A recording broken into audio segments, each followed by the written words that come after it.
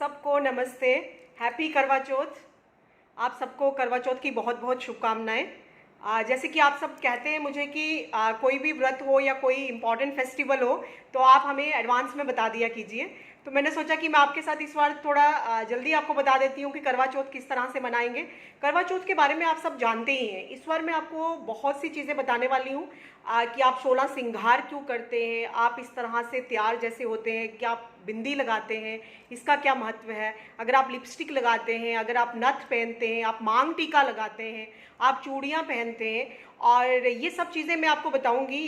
इसमें 2-3 वीडियोस में बनाऊंगी, लेकिन आज मैं आपको ये बताने वाली हूँ कि 13 अक्टूबर 2022 को करवा चौथ जो है वो मनाया जाएगा। और इस दिन गणेश जी की पूजा की जाती है। करक चतुर्थी जो है, जो चतुर्थी तो हर मंथ में कृष्ण पक्ष में जो चतुर्थी आती है उस दिन बहुत से लोग व्रत रखते हैं, और इसी तरह से रखते हैं जिस तरह से करवा चौथ होता है कि आपको पूरा दिन पानी नहीं पीना है, सुबह उठ के सरगी लेनी है, सरगी खाने के बाद आपको सोना है और फिर उठ करके आपने व्रत रखना है, और शाम को चंद्र उदय होने के बाद आपने व्रत को जो है वो खोलना है। तो इस बार का व्रत जो है वो क्यों इतना इम्पोर्टेंट है, और इस दिन 13 अक्टूबर को कृत्तिका नक्षत्र रहेगा और चंद्रमा वृषभ राशि में रहेंगे। और चंद्रमा का वृषभ राशि में होना, कृत्तिका नक्षत्र का इस दिन होना, ये अपने आप में एक बहुत इम्पॉर्टेंट डे हो जाता है। और इस दिन आपको 2-3 चीज़ें मैं आपको बताऊंगी, बाकी चीज़ें मैं आपको हर एक चीज़ का मैं इम्पोर्टेंस तो आपको बताऊंगी कि जैसे अगर आप बिंदिया लगाते हैं और इसका क्या मीनिंग है। और ये सब चीज़ें रामायण से ली गई हैं कि जब सीता जी का स्वयंवर हुआ और श्री राम ने धनुष तोड़ने के बाद सीता जी से जब विवाह किया और जब उनकी विदाई का टाइम था तो उन्होंने अपनी माँ से बहुत से प्रश्न किए, और उन प्रश्नों में जो उनकी माँ और सीता जी का जो उन्होंने सीता जी को समझाया कि किस तरह से हर एक चीज़ की हमारे धर्म में क्या इंपॉर्टेंस है, वो मैं आप सबको बताऊंगी, और ये मैं अगली वीडियो में बताऊंगी। लेकिन आज मैं आपको इतना ही बताऊंगी कि 13 अक्टूबर को ये व्रत मनाया जाएगा, करवा चौथ, और इस दिन कृत्तिका नक्षत्र है, चंद्रमा जो है वो वृषभ राशि में होंगे।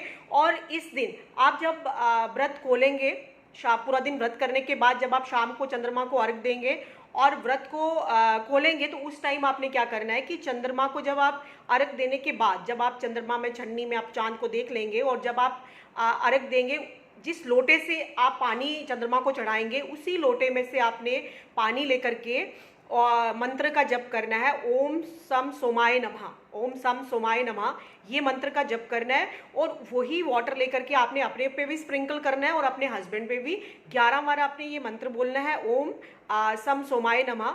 अगर आप शार्ट बोलते हैं तो शार्ट भी बोल सकते हैं कि ओम चंद्रमसे नमः, ओम चंद्रमसे नमः। मैं आपको मंत्रों की इंपॉर्टेंस भी बताऊंगी कि शावर मंत्र क्या होते हैं और वैदिक मंत्र क्या होते हैं, कि किस तरह से अपनी लैंग्वेज में हमने शावर मंत्र जो है वो तैयार किए गए हैं, और जो वैदिक मंत्र हैं वो किस तरह से संस्कृत में उनका उच्चारण किया जाता है। ये सब चीज़ें मैं आपको नेक्स्ट वीडियो में बताऊंगी। लेकिन इस दिन की जब आप चंद्रमा को अर्घ देंगे, पानी का देंगे, या जो भी मिष्ठान आप बनाएंगे, वो क्या क्या चीज़ें बनानी है वो मैं बाद में डिस्कस करूंगी आपके साथ। लेकिन आपने वो वाटर लेकर के चंद्रमा के मंत्र का जप करके वाटर अपने पे भी छिड़कना है और अपने हस्बैंड पे भी आपने छिड़कना है। और जिन बहनों के हस्बैंड जो है वो आर्मी में हैं या कहीं बाहर पोस्टेड है, वो उनकी पिक्चर के पे भी वो वाटर जो है वो स्प्रिंकल कर सकते हैं। जो चंद्रमा को जिससे आपने अर्घ दिया है उसी वाटर को लेकर के हाथ में और चंद्रमा का मंत्र पढ़ के आपने स्प्रिंकल कर देना है फोटोग्राफ के ऊपर। दूसरा आपने क्या करना है कि चंद्रमा का जो वास होता है वो हमारा जो हथेली होती है, जैसे ये मेरी लेफ्ट है, और अगर आप राइट में देखेंगे तो ये चंद्रमा का स्थान होता है छोटी उंगली के नीचे।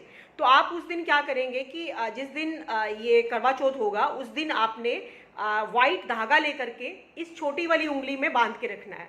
छोटी वाली उंगली में आपने वाइट धागा लेना है और इस उंगली में बांधना है, क्योंकि ये सारा का जैसे कहते हैं चंद्रमा, अगर हम एस्ट्रोलॉजी के हिसाब से देखें तो चंद्रमा का हमारे ये जो पूरा हम ये कहते हो ना आप, ग्रह दशा होती है, किस तरह हॉरोस्कोप बनते हैं और चंद्रमा की प्लेसमेंट का किस घर में बैठा है, ये बहुत इंपॉर्टेंट विषय है।